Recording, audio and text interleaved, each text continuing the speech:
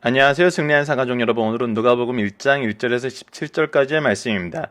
누가복음의 첫 번째 강좌로 누가 세상에서 큰 자인가라는 제목의 말씀입니다. 승리한 삶은 말씀 중심 예배 중심의 성경 전문 교사를 양성하기 위해서 만들어진 성경 공부 교재입니다. 2017년 1월 저희들은 누가복음 1장에서 6장까지의 말씀을 묵상하고 있습니다. 승리한 삶은 발행이신 박유일 목사님의 구속사로 조망한 성경 연속 강해집을 통해서 편집이 되어 있고요.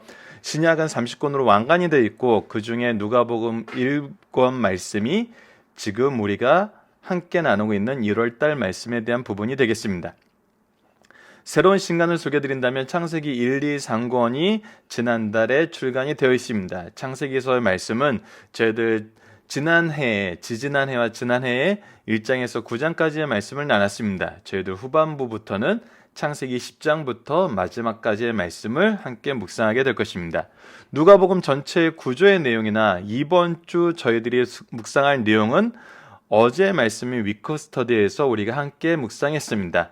그 안에서 우리가 이번 주에 나누게 될 말씀에 대한 부분도 질문에 대한 부분도 저희들이 제안을 했습니다. 앞부분의 위크 스터디가 계속 매주 반복될 때마다 조금씩 그 해당하는 주의 내용으로 나아가는 방향을 제시하게 될 것입니다. 여러분들께서 위크 스터디를 먼저 보시면서 이번 주 말씀의 묵상의 방향을 함께 나눠주시길 부탁드리겠습니다. 그러면 오늘 본문 말씀으로 들어가도록 하겠습니다. 오늘 본문 말씀은 누가 세상에서 큰 자인가? 라는 제목의 말씀입니다. 이 얘기는 다시 풀이해서 얘기한다면 누가 하나님께 쓰임받는 사람인가? 누가 하나님께 쓰임받도록 준비된 사람이고 하나님께 쓰임받는 사람이란 어떠한 모습으로 나아가는 사람인가? 라는 부분을 우리가 오늘 말씀을 통해서 확인하게 됩니다. 오늘 말씀의 주인공은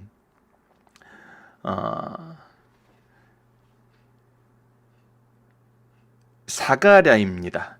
갑자기 말이 꼬여서 죄송합니다. 이번 주에 오늘 본문의 말씀의 주인공은 사가랴입니다. 그는 제사장이었으며 그는 어떤 사람이었냐면 하나님 앞에서 의인이고 주의 모든 계명과 규례대로 흠이 없는 사람이었습니다. 그리고 그는 제사장의 직무를 수행하고 있는 사람이었습니다. 이 사람을 통해서 오늘 우리 누가복음의 말씀을 시작하고 있음을 우리가 살펴보게 됩니다. 그에 앞서서 먼저 우리가 볼 것은 누가복음의 기록 목적을 살펴보는 것입니다. 어제 위크 스터디에서 말씀드렸던 것처럼 서론의 시작 부분이 1장 1절에서 4절까지의 말씀입니다. 1장 1절에서 4절까지를 함께 읽어보도록 하겠습니다. 우리 중에 이루어진 사실에 대하여 무엇을 얘기하냐면 반드시 이미 사실에 대해서 얘기를 하고 있습니다. 이 사실에 대해서 어떻게 얘기하냐면 처음부터 목격자의 말씀에 일꾼된 자들이 전하여준 그대로의 내력을, 즉 이것을 목격하고 이것을 전하기 위해서 선택받고 준비된 사람들이 전해준 그 내력을 저술하려고 부르는 사람이 많다는 것입니다. 그래서 누가도 이와 같이 이러한 사람들과 같이 이 모든 일의 근원부터 자세히 미루어 살펴 무엇을 하려고 그러냐면 데오빌로 각하에게 전해주려는 것입니다. 이 전해주려는 이유는 무엇이냐면 알고 있는 바를 더 확실하게 하려 함이에요.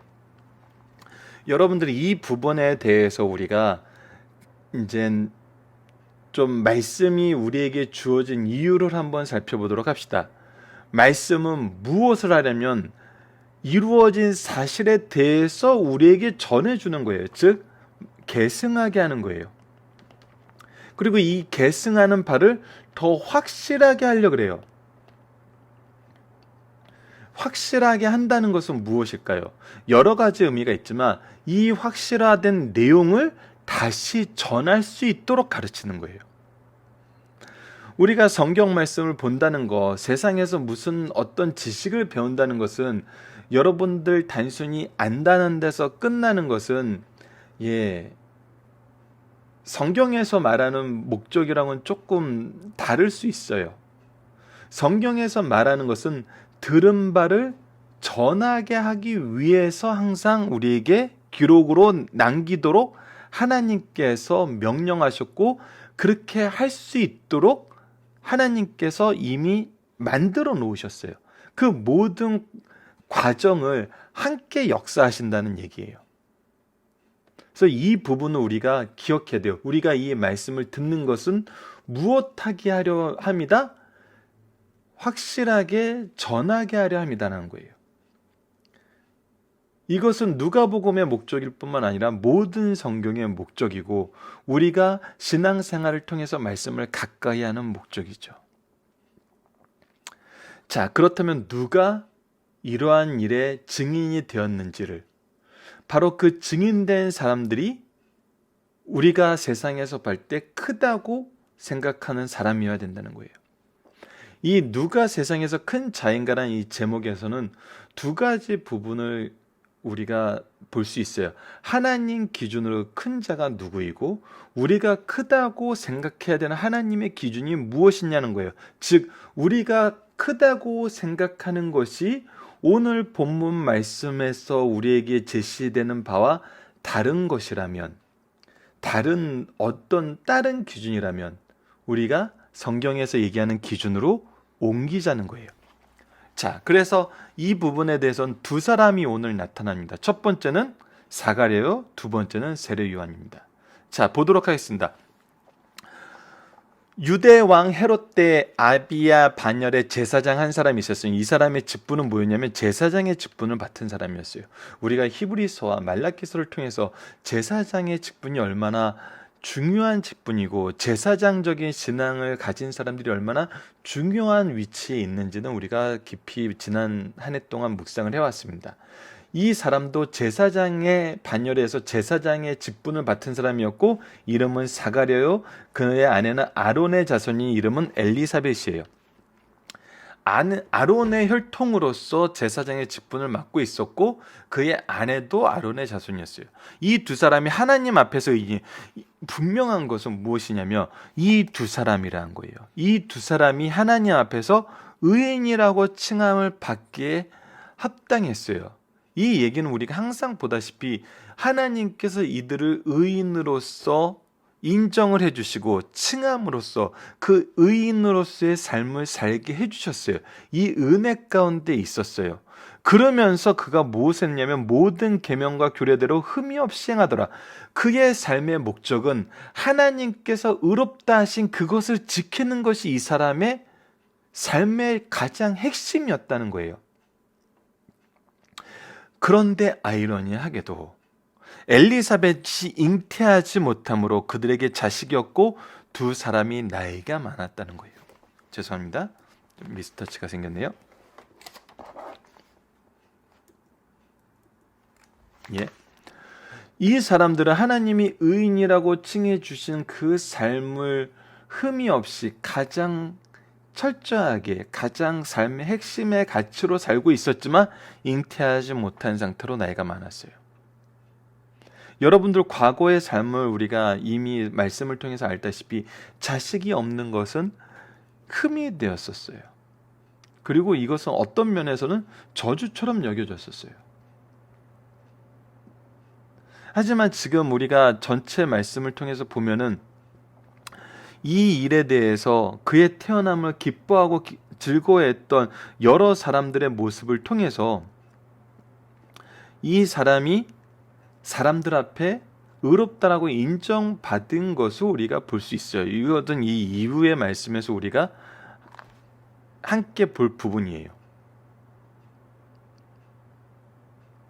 그러니까 우리가 인생을 살 때 어떤 모습으로 살게 될지, 우리가 어떤 삶에 대해서 평가를 하는데 그것이 얼마나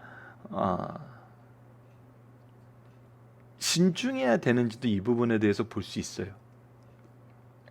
자, 마침 사가랴가 그 반열대로 차례대로 하나님 앞에서 제사장의 직무를 행할세 그가 하고 있었던 일은 뭐냐면 바로 그가 맡은 직분에 충실했던 거예요. 특히 어떤 직분이었어요? 이건 영적인 직분이었어요. 하나님과의 관계가 가장 중요한 사람이었고 이 관계 안에서 그것을 지키는 것이 삶의 핵심이었어요. 이 하나님과의 관계가 삶의 핵심이었고 그 안에서 받은 자기의 사명을 충실하게 감당한 사람이었어요. 여러분들, 이 우리가 하나님 안에서 크다고 지칭하는 사람들은 바로 이러한 모습을 가져야 된다는 거예요. 하나님과의 관계가 바로 있고 그 관계가 삶의 핵심이 되고 그 안에서 받은 직분에 충성하는 사람. 이것이 하나님 앞에 크다고 인정받는 사람이고 우리가 크다고 인정해야 될 사람이라는 거예요. 자, 계속 이야기는 이어집니다. 제사장의 전례에 따라 제비를 뽑아 주의 성전에 들어가서 분향하고 모든 백성은 그 분향하는 시간에 밖에서 기도하더니 주의 사자가 그에게 나타나 향난 우편에 선지라. 이러한 사람에게 하나님께서는 하나님의 역사를 이루어 나가신다는 것입니다. 즉, 하나님의 역사하심은, 하나님의 일하심은 훨씬 그 이전부터 함께하는 것이었고 그 안에서 그의 구속사의 일꾼을 하나님께서 찾아서 쓰신다는 거예요. 사가랴가 보고 놀라며 무서워하니 천사가 그에게 이르되 사가랴여 무서워하지 말라 너의 간구함이 들린지라. 무엇에 대해서 얘기하냐면 너의 간구함에 대해서 얘기를 했다는 거예요. 즉 제사장의 하나님과의 관계가 가장 최우선이었고 이것이 삶의 핵심이었고 이것을 통해서 받은 영적 직분을 충실하게 감당하면서 그가 기도했던 기도의 내용은 무엇이었냐면 바로 이 자식이 없던 부분이었다는 거예요. 이것이 하나님께 그가 기도했던 기도의 제목이었던 거예요. 이것이 그의 간구였다는 거예요. 하지만 그는 현실적인 나이가 많았어요. 하지만 이것을 통해서 우리가 뭘 볼 수 있어요? 그가 현실적으로 나이가 많았음에도 불구하고 이 간구가 끊이지 않았다는 것을 우리가 확인할 수 있어요. 그래서 이 간구함에 대한 응답으로 내 아내 엘리사벳이 내게 아들을 낳아 주리니 그 이름을 요한이라 하라. 너도 기뻐하고 즐거워할 것이요 많은 사람도 그의 태어남을 기뻐하리니. 이 아이는 어떤 사람이냐면 우리에게 기쁨을 주는 사람이에요. 단순히 그의 친족에게만 기쁨을 주는 사람이 아니라 그의 탄생을 보는 모든 사람에게 기쁨을 주는 사람이란 거예요. 자, 이제 미래적인 가치에서 하나님께서 크다고 하는 사람의 특징이 나타납니다. 첫 번째는 뭐예요? 기쁨을 주는 사람이라는 거예요. 이는 그가 주 앞에서 큰 자가 되면 포도주나 독한 술을 마시지 않으냐며 모태로부터 성령 충만함을 받아. 이 사람에게 하나님께서 약속해 주신 것은 뭐냐면 성령 충만함이에요. 그리고 그가 맡은 사명은 뭐냐면 이는 그가 주 앞에 큰 자가 되며 포도주나 이 부분 이미 읽었죠. 이스라엘 자손 곧 그들의 하나님께로 많이 돌아오게 하겠습니다. 누가 이 큰 자가 무엇을 하냐면 하나님께로 돌아오게 하는 일을 한다는 거예요. 회개케 한다는 거예요. 하나님의 백성 되게 한다는 거예요. 그가 또 엘리야의 심령과 능력으로 주 앞에 먼저 와서 아버지의 마음을 자식에게 거스리는 자를 의인의 슬기에 돌아오게 하고 주를 위하여 세운 백성을 준비하리라. 무엇을 하냐면 엘리야의 심정을 가지고 능력을 가지고 아버지와 자식을 거스르는 자와 의인들을 화목하게 한다는 거예요. 회복되게 한다는 거예요. 이것이 우리가 받은 소명이에요. 이것이 우리가 해야 되는 일이에요. 이것이 하나님께서 크다고 하는 사람들의 모습이라는 거예요. 이 부분을 좀 더 정리해서 특히 요한의 부분을 좀 더 정리해서 여러분들에게 소개해 드리도록 하겠습니다. 첫 번째, 누가 하나님 앞에 큰 사람이냐면 하나님 앞에 사는 사람이라는 거예요. 지금 사가랴의 모습은 하나님 앞에 사는 사람의 모습을 보여주고 있어요. 두 번째는 말씀을 표준으로 삼고 사는 사람이라는 거예요. 하나님의 말씀이 그들에게 삶의 표준이 되었어요. 세 번째는 영적 직분에 충실한 사람이라는 거예요.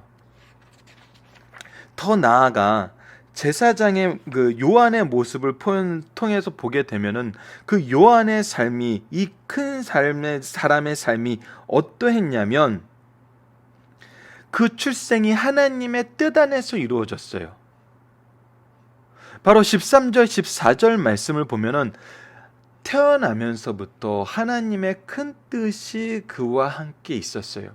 여러분, 이 모습은 우리가 모세를 통해서도 확인했어요. 모세가 태어나면서 아름다웠더라. 우리가 히브리서에서 믿음의 조상들의 모습을 봤을 때 우리가 이 부분을 확인했잖아요. 하나님께서 우리의 삶에 하나님의 특별한 목적을 부여해 주세요.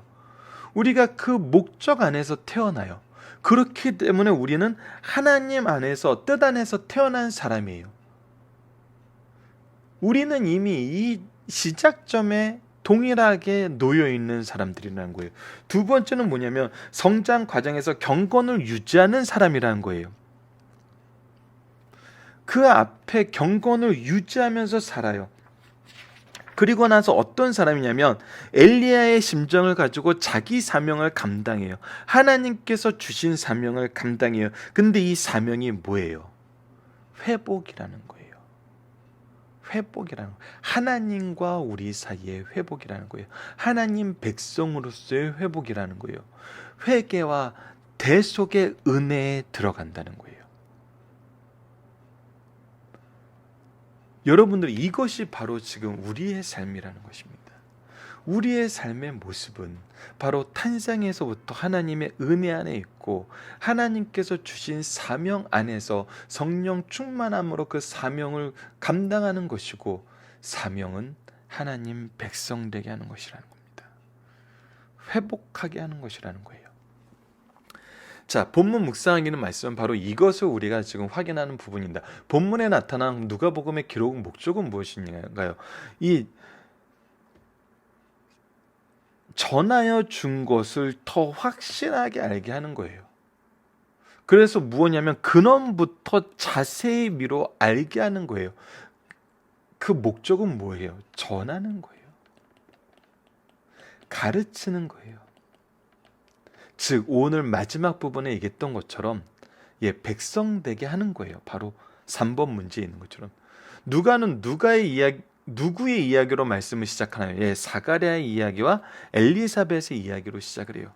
여러분들, 이것이 우리가 지난 성탄절 때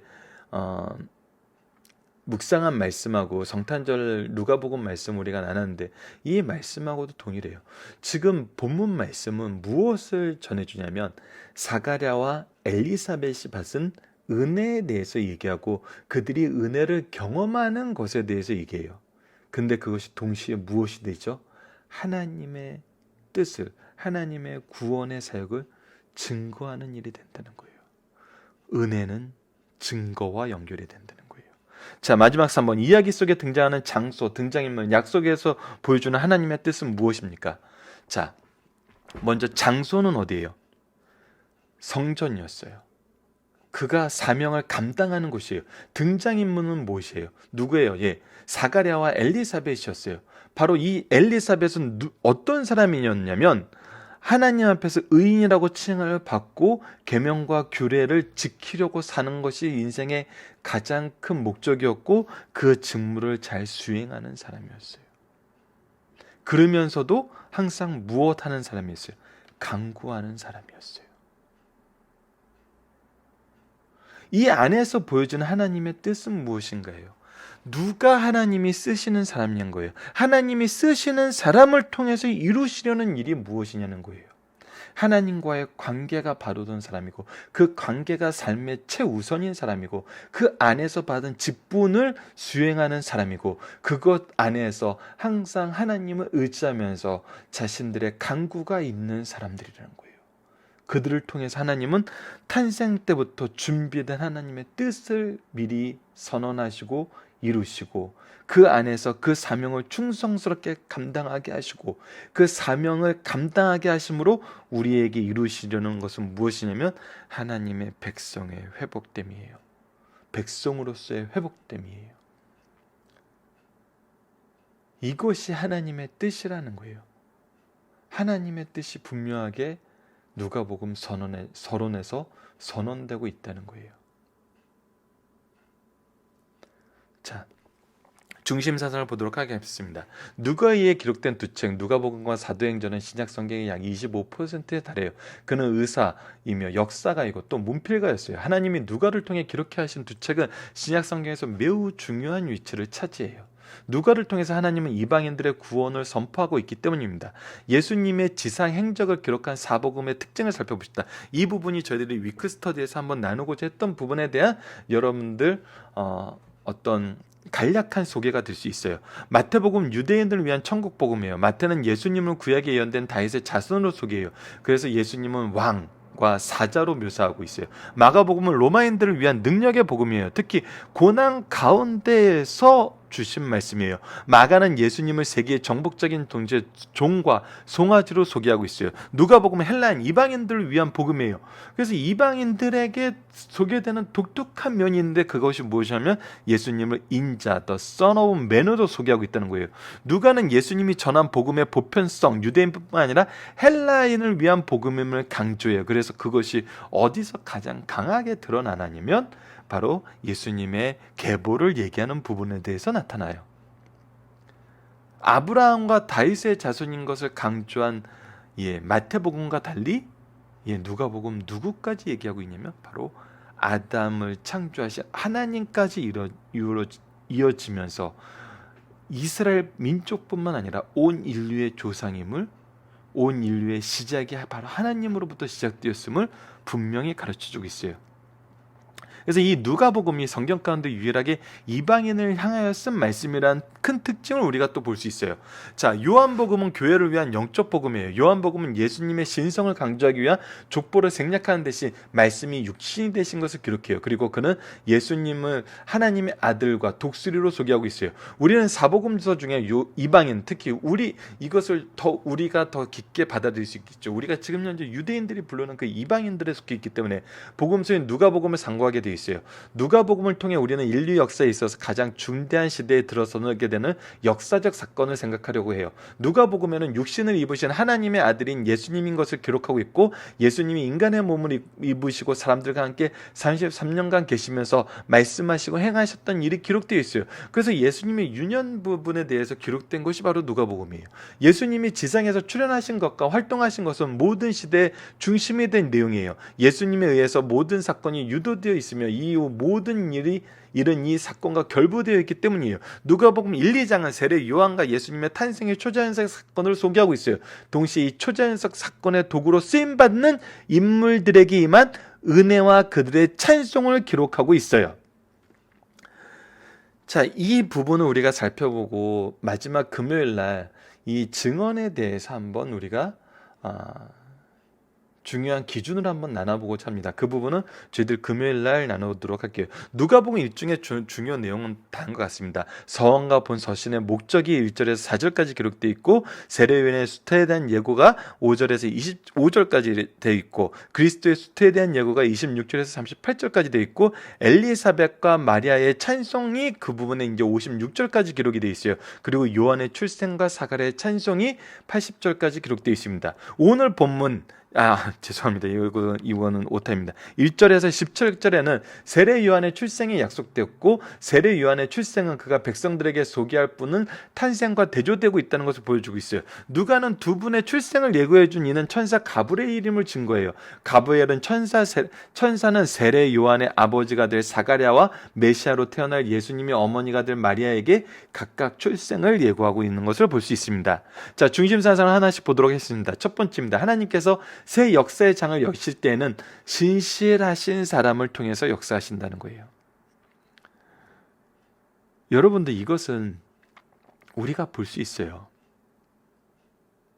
이 부분이 저에게 굉장히 중요한 어떤 삶의 기준을 주는 부분이 없잖아 있어요. 그 부분은 여러분들 나중에 이렇게 오프라인 모임에서 이 부분을 나눌 시간이 있으면 한번 나눠보도록 할게요.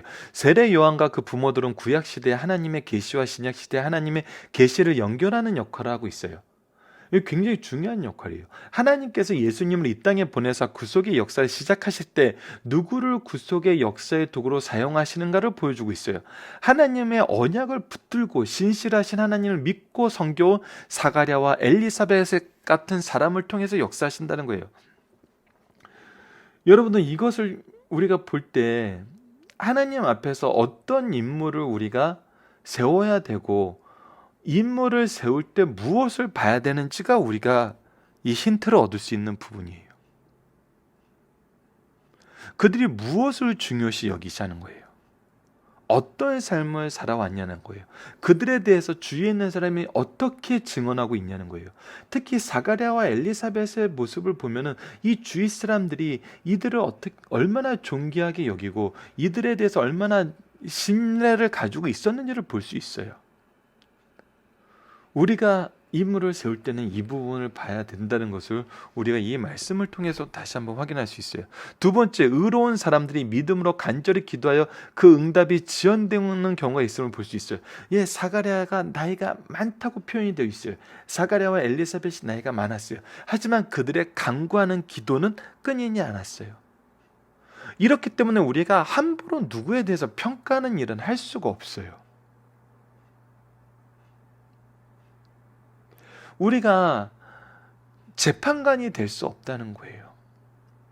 예수님 탄생 직전은 성전에서 하나님을 섬기는 제사장들까지 타락한 어두운 시대였어요. 이것은 우리가 이미 역사적인 고증들을 통해서도 확인할 수 있었고, 예수님이 성전을 청결케 하신 그 역사적인 사건 안에서도 이 부분이 증거되고 있음을 우리가 볼 수 있어요.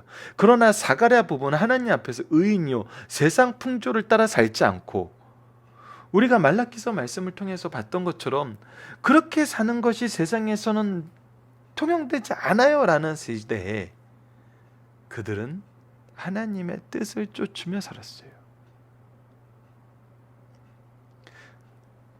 계명과 규례대로 흠없이 살았다고 말씀은 기록하고 있어요. 이렇게 경건한 부부가 자식을 달라고 기도하여도 늦기까지 주지 않으셨대요. 이때에도 사가랴 부부는 믿음이 흔들리지 않고 끝까지 하나님을 신뢰했어요. 그 간구하는 목소리가 끊이지 않았다는 거예요. 우리에게 필요한 믿음은 바로 이 믿음이라는 것입니다. 끝까지 나아가는 거예요. 여러분들, 이 은혜가 여러분들에게 풍족히 임함을 합니다. 말씀을 끝까지 의지하고 끝까지 계승하기 위해서 노력하시는 승리한 상 가족 여러분들에게 정말 이 은혜가 함께하길 기도합니다. 그래서 그들은 구속의 여명기에 정말 귀하게 쓰임을 받았어요. 누가 큰 사람이에요? 바로 이러한 사람이 하나님께서 크다는 사람을 갖게 하시고 크다고 평가하는 사람이라고 합니다.